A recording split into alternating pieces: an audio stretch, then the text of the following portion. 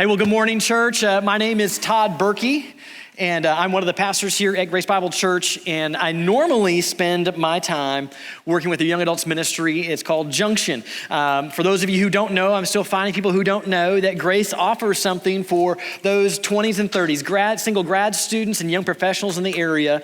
If you're wondering like, man, this season of life, there's nobody like me here, that's just not the case. I would encourage you, if you're in that demographic and you're like, man, I've been alone, I need some community and fellowship, come join us Thursday in the college auditorium right across the way. If you know somebody who's in that demographic and they're just struggling, like, man, I don't know about this Jesus guy. I think maybe I have some questions, and I think maybe I'm willing to engage in some conversations about that. I encourage you, plug them in, send them our direction. Thursday night, 7 to 9, college auditorium. There's my shameless plug for Junction.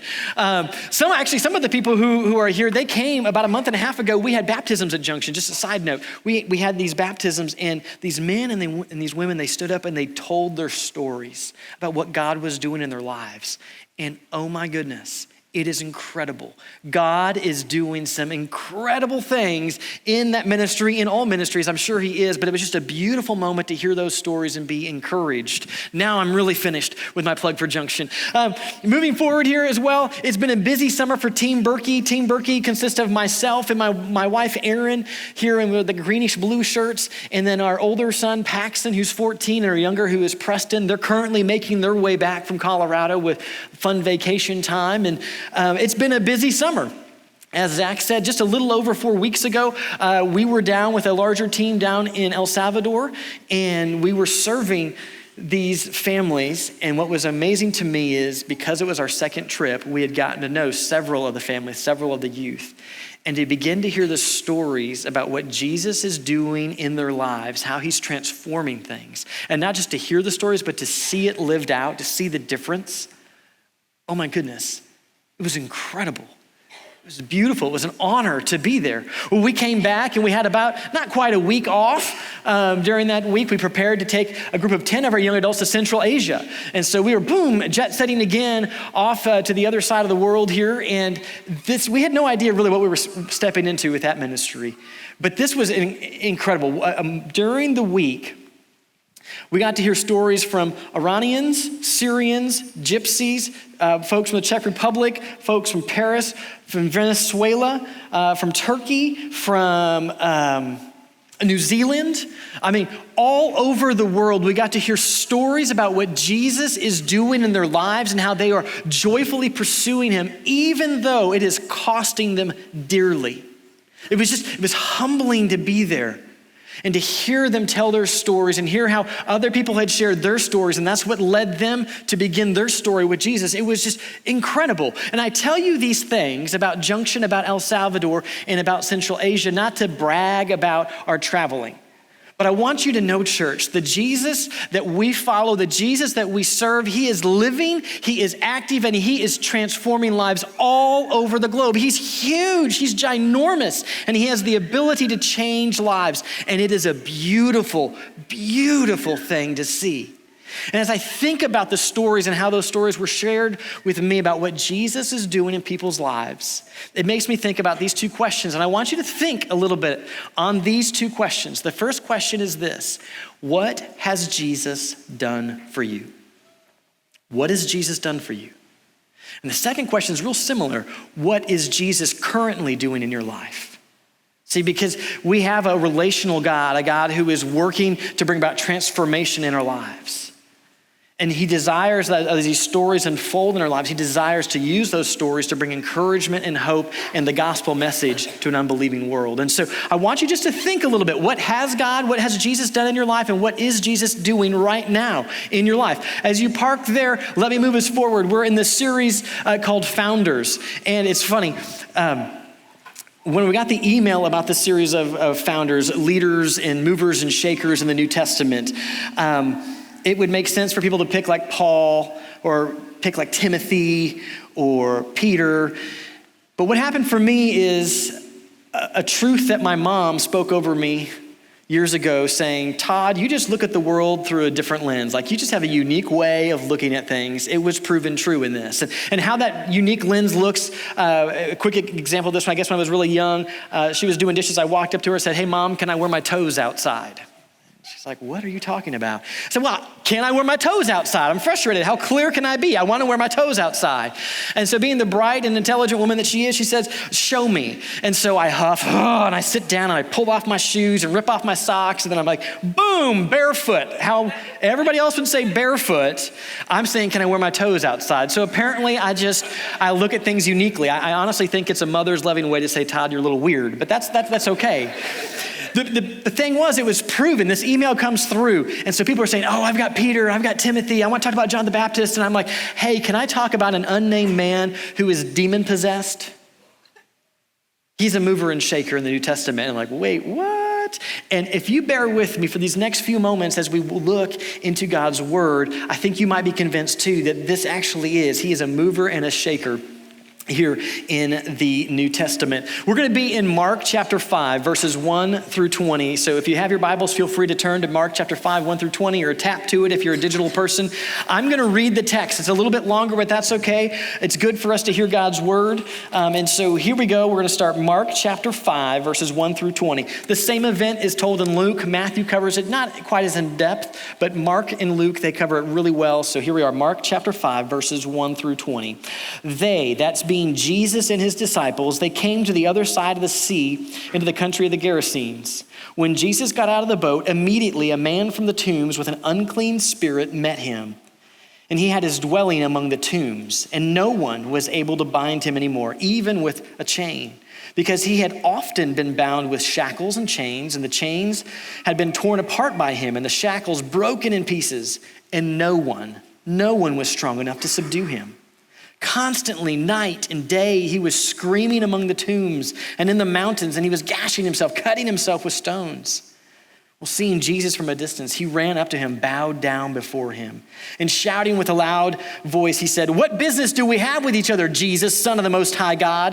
Which is very interesting. You know, the world around had no idea who Jesus is, but he bumps into this demon, and very much they identify. We know who you are. You are Jesus, Son of the Most High God. He continues, I implore you by God, do not torment me. Which is also interesting. The very one who is tormenting this man says, don't do to me what I'm doing to others. It's just interesting all the way throughout. For Jesus had been saying to him, come out of the man, you unclean spirit. And Jesus was asking him, what is your name? And he said to him, my name is Legion, for we are many. Legion back in that day would have been 4,000 to 6,000 soldiers. So there's a multitude of activity going on in the sky. And he began to implore Jesus earnestly not to send them out of the country. Now, there was a large herd of swine feeding nearby in the mountains, and the demons implored him, saying, send us to the swine so that we may enter them. And Jesus gave them permission, and coming out, the unclean spirit entered the swine, and the herd rushed down the steep bank into the sea, about 2,000 of them, and they were drowned in the sea. The herdsmen ran away and reported it in the city and in the country, and the people, they came out to see what had happened.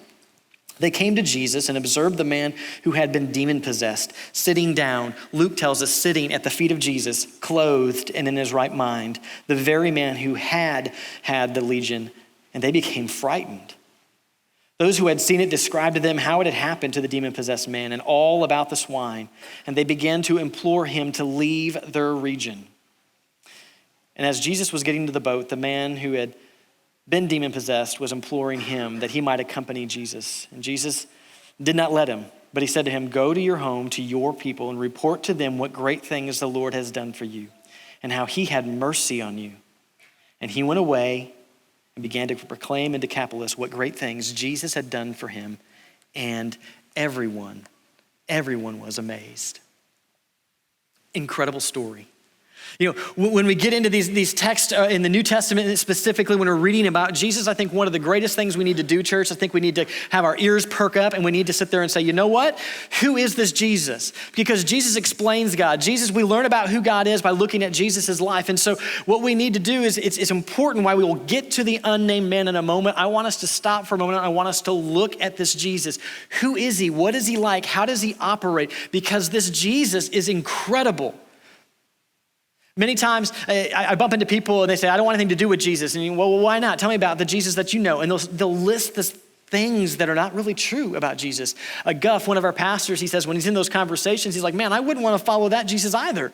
But can I tell you about the Jesus that I know?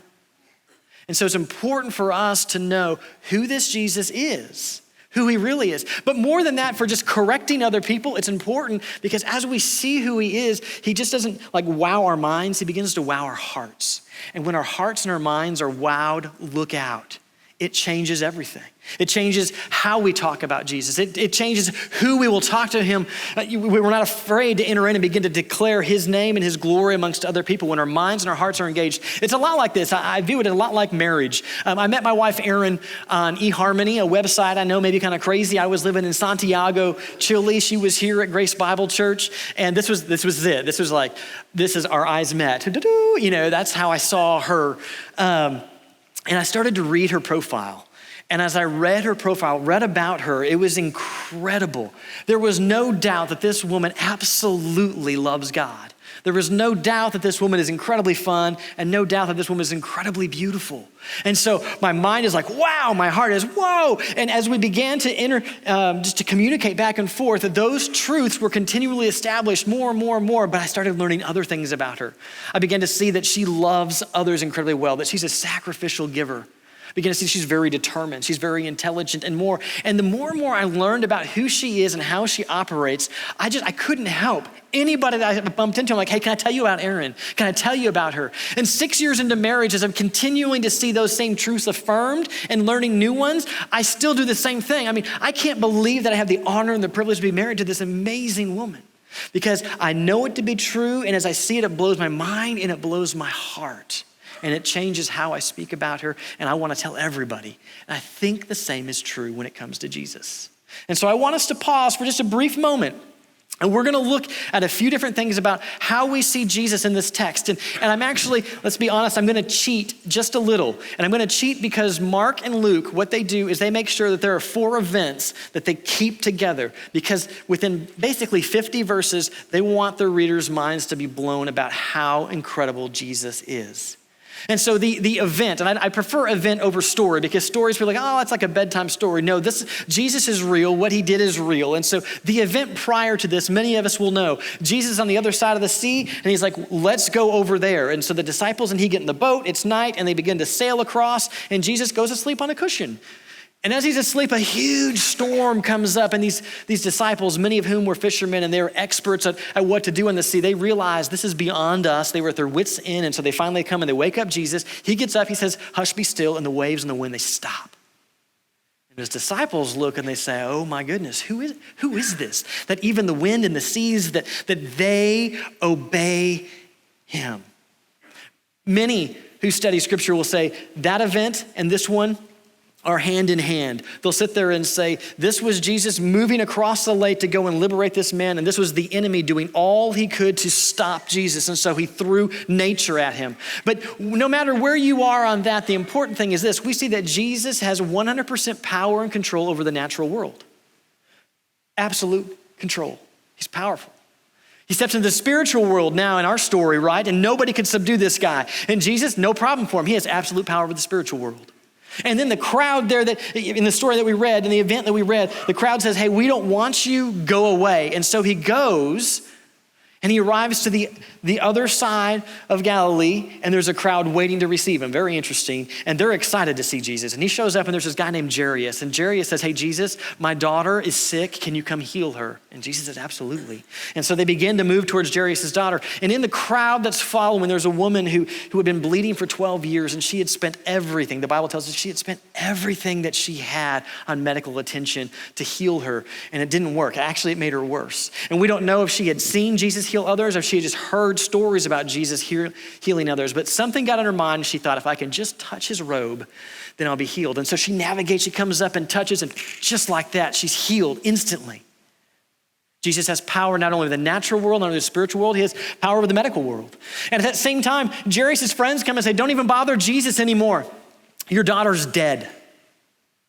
And Jesus is like, no, we're moving on. And he takes Peter, James, and John, and Jairus' wife, and they come into the house, and their 12-year-old daughter is lying dead. And Jesus grabs her by the hand and says, little girl, I say to you, get up. And she gets up. Jesus has power over death. Listen, in 50 verses, these authors, they want us to know these 4 things about Jesus, that he is big, that he is huge, that he is powerful, and that the reason is They want us to know. I firmly believe that no matter how big of an issue it is that you're facing, you're not going to overtax Jesus. His resources are sufficient. His grace is sufficient for you. No matter what you're walking through, the Jesus that we know and love and the Jesus that we follow is massively huge, massively powerful, and he can handle it. He can handle it. So you should come to him. But he doesn't just stop at these four. In our text, as we begin to look, I'm going to shrink this down a little bit. We see some other things about who Jesus is. We begin to see the fact that, man, he moves towards the broken. He's the one who initiated, let's go, we got to go. The next thing we see about Jesus, he's not afraid of messy situations. I think you and I would agree. A naked man running around screaming who is cutting himself, who cannot be bound, living amongst the tombs, that's a hot mess. And most of us, if we saw it, we'd be like, I'm going this way. Most of us, that's how we would respond, but not Jesus. He said, that hot mess, that doesn't bother me. I'm moving towards that. That's an incredible Jesus, is it not? I mean, no matter how messed up your past is, Jesus is not running away from you. That's the Jesus the world needs to hear about. This is truly, truly incredible. Well, he continues to work in unexpected ways. It's good for us to know that Jesus doesn't work according to plans that make sense sometimes. He kind of does things differently. I mean, nobody would have had in their wildest mind, like, here's this guy with legion and there's some pigs and Jesus is somehow going to work this out. No, nobody knew that. He works in unexpected ways. But we continue here. We see that Jesus is incredibly gracious so that he freely gives. He didn't show up to the guy and say, hey, you got a problem there. I tell you, give me $50 and I'll take care of you. He didn't show up and say, hey, you got a problem. You know what? If you'll just clean up your act just a little bit more, then I'll step in. No. He graciously steps in, freely gives. What an incredible Jesus. As we continue here, he sacrificially gives. Remember when the people showed up, they found the guy at the feet of Jesus. He was clothed. Where'd the clothing come from? Nobody's really sure. My guess, my speculation is that Jesus and his disciples said, well, he's naked. He needs to be clothed. Let's give him some. Probably didn't charge him either. It doesn't force himself on people. People said, go, he went. And I think this is so cool. Jesus, he longs for all to come to know him. Even the ones who sent him away, he didn't leave them without hope. He sent this messenger back to tell them about the great things God did. We see that he's God. I don't know if you, we don't want to miss that one. Sometimes he says no to our plans. We'll get to that more later, but we see that he's God. If you picked it up in 5:19, Jesus says, hey, go tell your people what the Lord has done for you. In Luke's account, he says, go tell your people what God has done for you. And it's very interesting, if we're not careful when we read into 5:20, he goes and he tells everybody what Jesus has done for him. Jesus has declared he's fully God here. And I love this too, the fact that we learn that Jesus is willing to work through anyone. I mean, this is an incredible Jesus. And I hope that just as we've poured all this information on you really quick, I hope that maybe in your mind you go wow. And I hope that your heart goes, oh my goodness. I hope that it stirs something in you, because as we're stirred people, we then become great storytellers. And we are to be great storytellers about what Jesus has done in your life and what he is doing in your life to the broken world around us. That's what we're called to do. And I pray and I hope that seeing Jesus this way maybe will motivate and excite you. Well, let's move on here to actually talk about the unnamed man. Why in the world would I say that he's a mover and a shaker? Why this guy? Start off with the first thing is he's 100%. I wanted us to talk about him because he's relatable. And you may be sitting there going, well, hold on, Todd, that dude was a hot mess and that was not me. Or you might be sitting there going, that guy was a hot mess and that was me. How can I relate to that? Here's the truth, right? This was a spiritually broken man. He was spiritually broken. He was ruined. There was nothing that he could do to escape from the spiritual brokenness in his life. And here's the reality, men and women. All of us were born spiritually broken. All of us. There's not one of us who escaped that. All of us are born spiritually broken. There's nothing we can do to fix it. And we know we're broken. If we're honest, we really know the brokenness is there, because a lot of times we'll try to fill that void with different things. We'll say, well, if I just have enough education, that'll hit. That'll be okay, it'll fill the void. If I just had enough money, if I just have the right relationships, if I just grow my family to the right number, if I just have the powerful position, if I have the right car. Or maybe we go to more destructive things. If I need to numb it. And so through different addictions, we go ahead and we pursue these things. We know that we are broken. And so just as this man was spiritually broken, so were all of us. And there was nothing that you could do, and there's nothing that he could do to fix himself. But Jesus shows up on the scene. And Jesus is willing to step into his brokenness and transform him. And Jesus, I hope and I pray that he's come and he's offered to fix your brokenness. And I hope that we've understood the grace of God and knowing that he's not asking us to pay $50 for it. He's not asking us to go do some amazing accomplishment to earn the right to be called child of God, but he just comes and he freely lavishes it on us. And if you don't know that, you know, like, man, I am broken, but I don't really know what you're talking about, Todd, but I would like to. Man, it's really an amazing thing. John 3:16, one of the most popular verses ever, right? For God so loved the world. He so loved you that he gave his one and only son, that whoever would believe in him would not perish, but would have eternal life. And it seems crazy and it seems too simple that your brokenness could simply be fixed by saying, God, I believe, thank you. Help me walk in a new way. But that's the truth. It's the magnitude of the gospel. It changes lives. I could take you with me to El Salvador, I could take you to Junction, I could take you to Central Asia, and I could point to person after person after person after person. The gospel transforms lives. And then the other way that we can relate to this is not only was he a spiritually broken person made whole by Jesus, but then he was given a mission to go and tell others what God had done. And we too, church, as followers of Jesus, we have a mission to go and tell others about the great things that God has done in our lives. So this man, I wanted to talk about this guy because we can relate to him. We can relate to his story.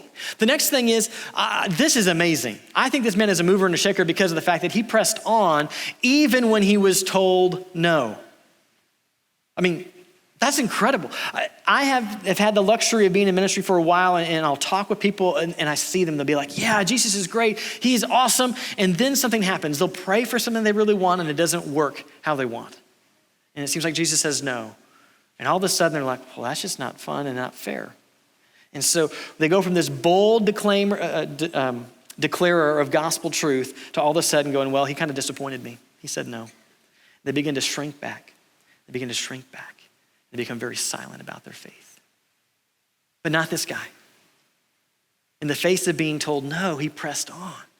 And I was thinking about this. Yesterday I was going for a run, and I was thinking specifically about this point, the fact that he pressed on when saying no. And this was a memorable run. And if anybody was driving on Welsh yesterday, you probably, if you saw some guy looking weird, it was me. But let me just tell you what's going on. I was thinking about this, and I was thinking about all the times in my life that I had prayed for good things, and the answer was no.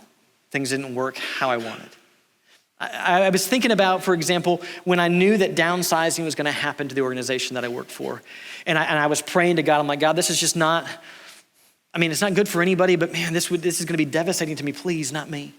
I've served here faithfully. You've done great things in and through me here. Please don't let it be me. I'm not done here, Lord. I have more to give. Please, not me. Don't let them call my name the next day. Next day, they called my name. Begin to think about the time that the one closest to me, one who's never supposed to leave, never supposed to abandon, never supposed to forsake, never supposed to betray, that they were looking to leave. I remember praying, Lord, please, would you bring reconciliation? Would you just bring healing in this area? God, you're a God who loves healing. You're a God who loves restoration. Those are things that you love. Father, please don't let them leave. They left. I began to think about family members who were diagnosed with cancer and round one went fine, and praying, Lord, don't let the cancer return, and then to find out the cancer returned. I began to think about another loved one that I know that was suffering for a long time with another type of cancer, and praying, God, please heal this person. I know that you could do great things. And yet the answer was no. He healed her in a totally different way and took her home. Thought about the time when I was between jobs and I was waiting to go and start my vocational ministry work, and there was just a little bit of time between my other job and that job, and there's in between time, I looked at my finances and said, okay, I think I can make it so long as nothing major happens, no unexpected expense happens. And so I remember praying, God, listen, please just allow my finances to last.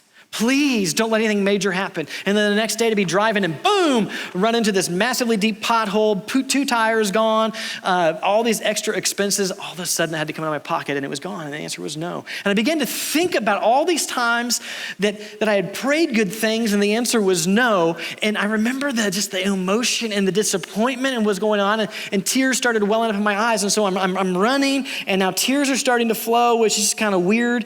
And then I began to remember that that's part of my story. Each of those events is part of my story.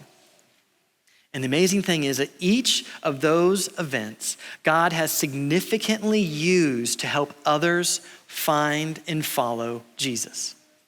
Those lowest times, the most difficult times of my life that seem like they're just a total waste, God has moved in and he says, no, I can use those times for my glory. And he has. And so as I'm running, I have these tears of sorrow and now they're tears of joy. And I'm just amazed at what great things, and I happen to be listening to Phil Wickham's Great Things in my ears. And as I'm running, I'm crying tears of sorrow and tears of joy. And literally, it was a unique thing. I'm doing this and I'm going, amen. You are good. I'm yelling this out loud. People walking their dogs are like, what is going on with this guy? But that was me.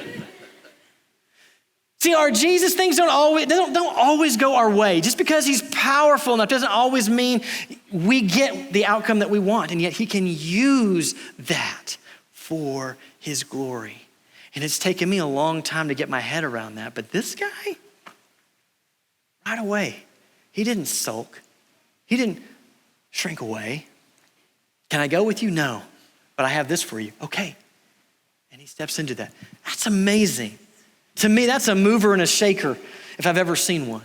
Well, the next thing is he told his story. And you're like, well, that's not that fascinating, but really it is. He was willing to go out and share what God had done in his life. That's incredible. You know, I've noticed specifically in our culture, there's this idea that we don't want to be offensive to anybody else. And so we're like, you know what? I'm not going to tell people about Jesus with my lips. What I'm going to do is I'm going to live differently.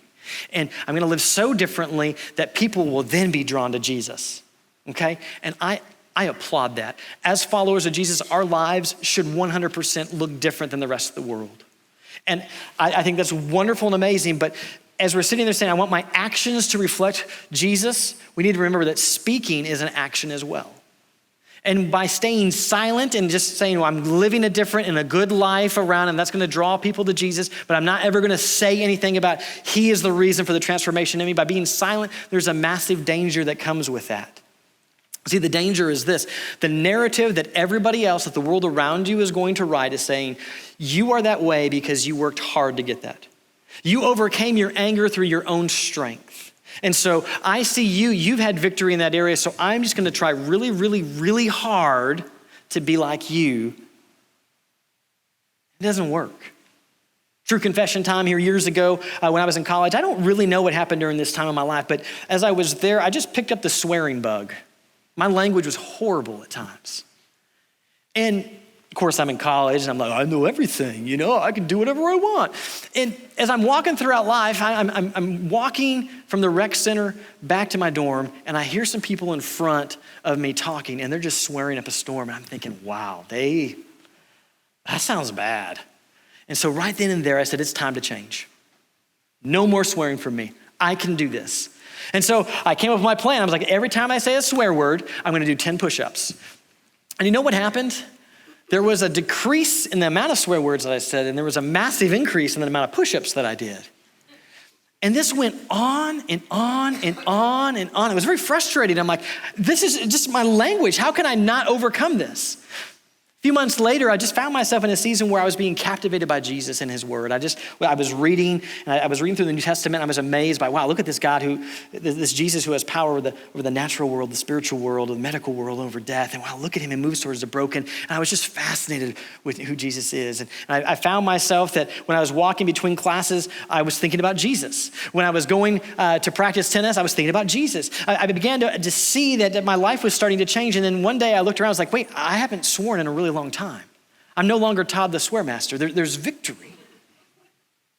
And as I share that with many people throughout the years, they've They've normally said this, well, Todd, I think that's great and fine and dandy, but we know you to be a very determined individual, you're a very goal-oriented individual, you're a very structured individual, and so it's just those three things in your life, that's how you overcame your language. And I'm like, no, it's Jesus who overcame my language.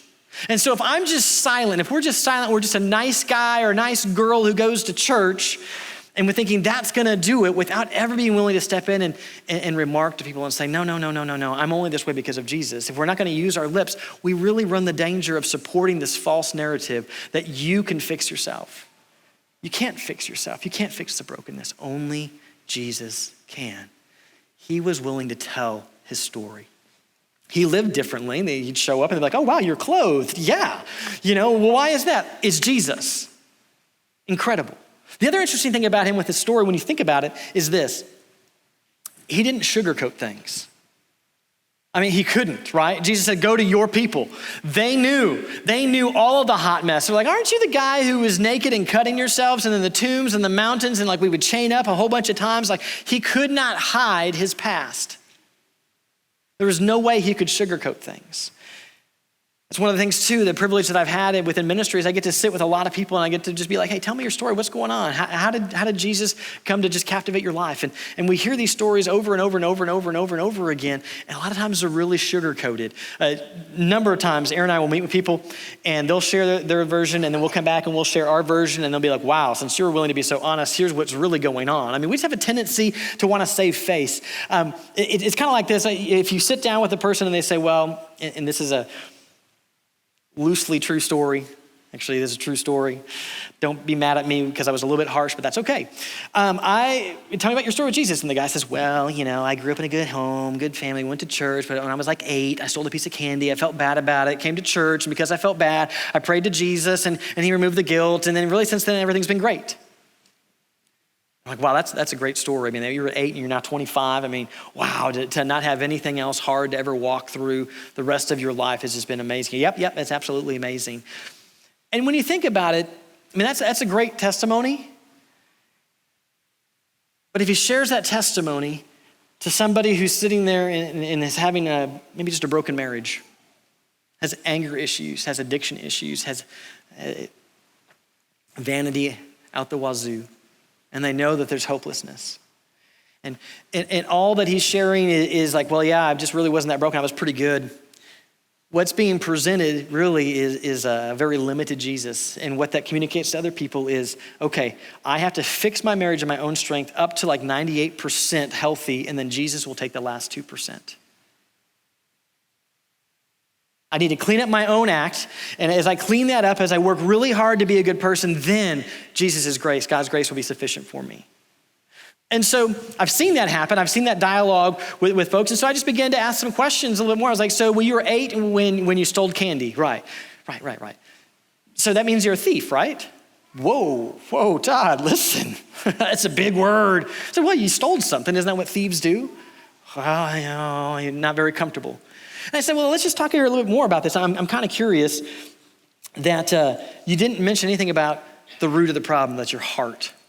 You wanted it and so you took. And there's brokenness within there. You've kind of downplayed the whole thing that there's wickedness in you. Oh yeah, there is wickedness in me. And so you really haven't been fully honest, with that story. Would you agree? Well, yeah, maybe not fully. So you're lying. You're a liar. You're a thief and a liar, right? Like, whoa. I said, no, it's okay. Well, it's a safe space. It's a safe space.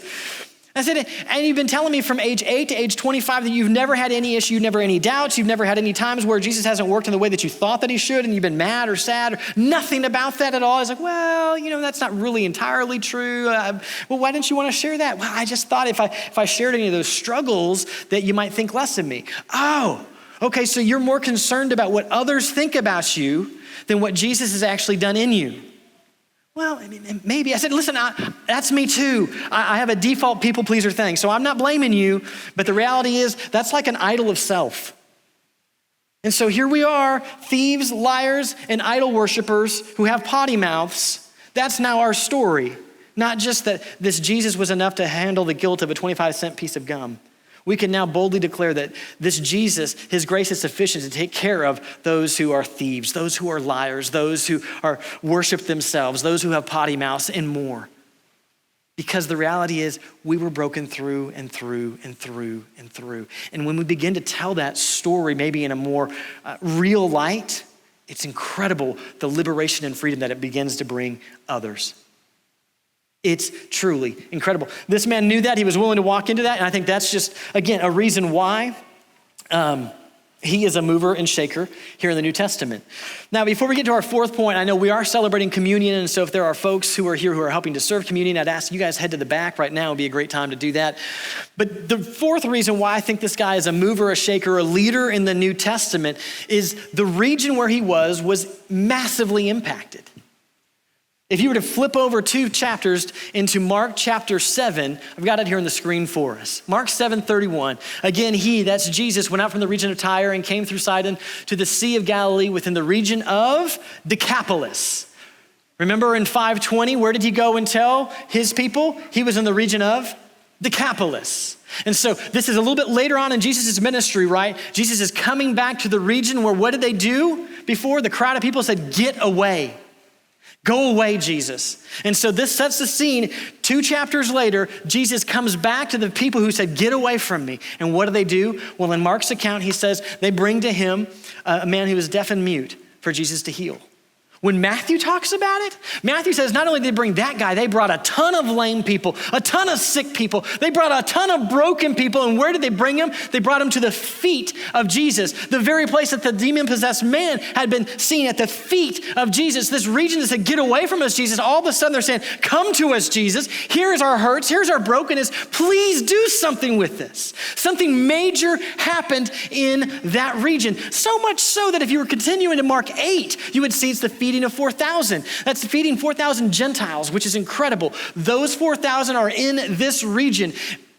The people who said, "Get away from me, Jesus," are now willing to go 3 days without food in order to hear Jesus teach. Something incredible has happened in that region. And I can't help but think that this formerly demon-possessed, unnamed man going and sharing his story played some part of God's softening of the heart and bringing about massive transformation.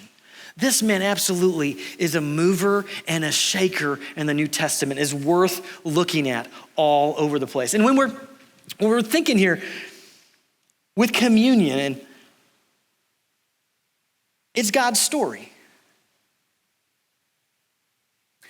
His story of the cross. His story of the resurrection, but not just his story there, his story, how he comes and he transforms our lives.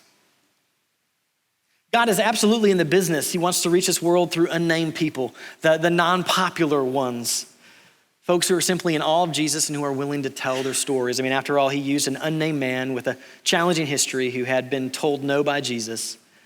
That man simply embraced the call. He told the story to a people who formerly had said, "Jesus, get away from us."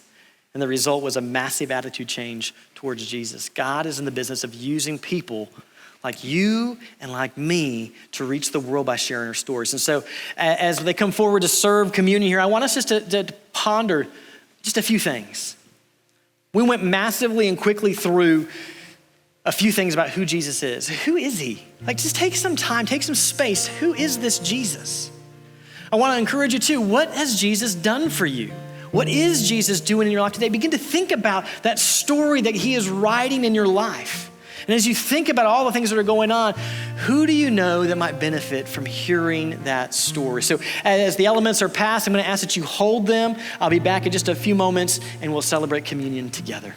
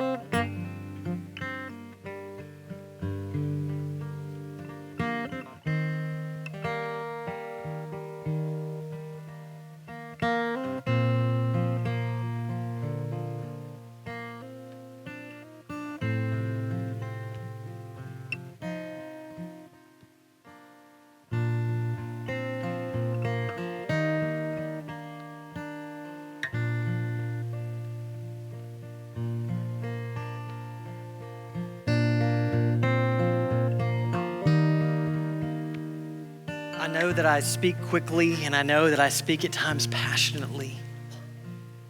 This Jesus that we follow, he's incredible. He's amazing. I hope in my prayer this morning is that we would be encouraged and challenged to see him for who he truly is. When you think about communion, it's amazing. It ties us to the church as a whole. Throughout history, they've celebrated this, that their connection and how Jesus, their declaration that Jesus has changed their lives. It's really amazing. He's in the business of changing lives. He's in the business of using unnamed men and women to tell their stories to reach the world. So as we read here in Corinthians, we read about this Jesus. They're looking to remember what he'd done. Paul writes, "For I received from the Lord that which I also delivered to you, that the Lord Jesus, on the night in which he was betrayed, he took bread. And when he had given thanks, he broke it and said, 'This is my body, which is for you. Do this in remembrance of me.'"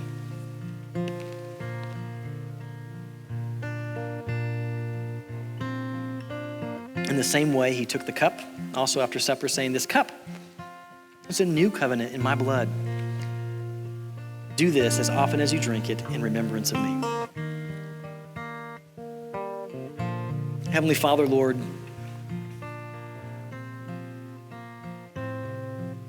you're incredible.